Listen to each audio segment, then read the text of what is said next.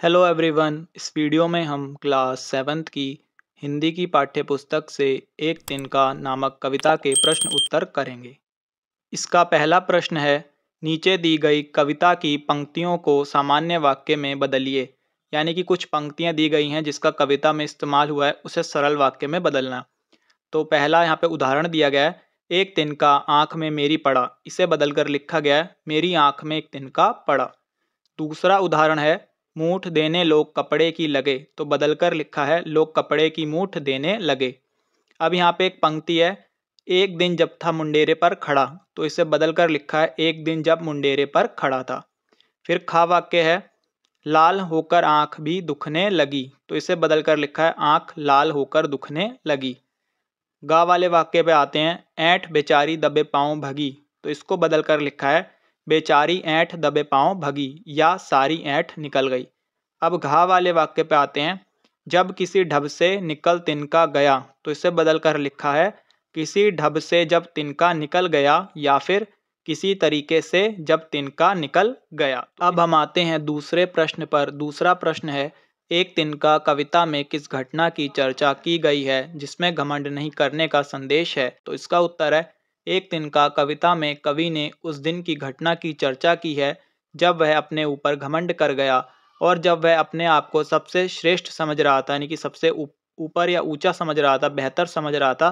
तभी कहीं से एक तिनका उसकी आंख में आ पड़ा, जिससे उसकी आंख लाल होकर दुखने लगी।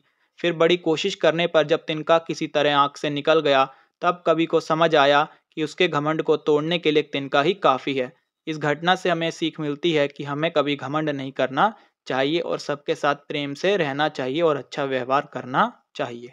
अब हम आते हैं इसके तीसरे प्रश्न पर। तीसरा प्रश्न है, आँख में तिनका पड़ने के बाद घमंडी की क्या दशा हुई, यानी कि उसकी क्या हालत हुई।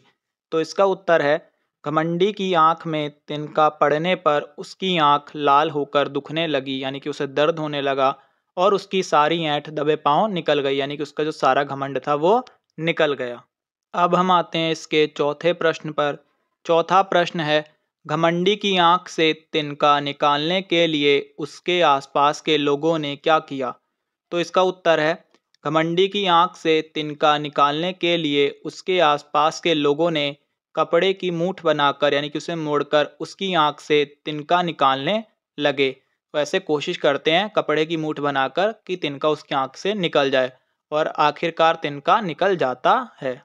अब हम आते हैं इसके पांचवें प्रश्न पर। पांचवा प्रश्न है, एक तिनका कविता में घमंडी को उसकी समझ ने चेतावनी दी, ऐंठता तू किस लिए इतना रहा, एक तिनका है बहुत तेरे लिए। यानी कि इतना जो ऐंठ है, घमंड है, वो किस लिए, एक तिनका तेरे लिए काफ़ी है।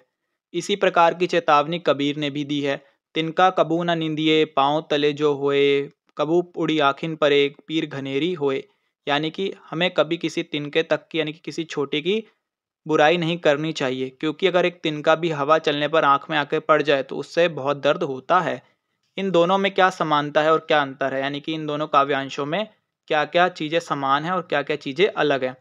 तो उपर्युक्त दिए गए काव्यांशों में यह समानता है कि दोनों में ही किसी को खुद से छोटा ना समझने की सीख दी गई है, क्योंकि समय आने पर एक तिनका भी हमें असहनीय पीड़ा दे सकता है, यानी काफ़ी दर्द दे सकता है। अब दोनों में जो अंतर है वो ये है, जहाँ हरिओत जी हमें यह चेतावनी देते हैं कि व्यक्ति को कभी खुद पर घमंड नहीं करना चाहिए, वहीं कबीर जी ने यह चेतावनी दी है कि हमें कभी किसी दूसरे व्यक्ति की बुराई नहीं करनी चाहिए और ना ही किसी को खुद से कम या छोटा समझना चाहिए, क्योंकि वक्त आने पर तिनका भी असहनीय पीड़ा दे सकता है।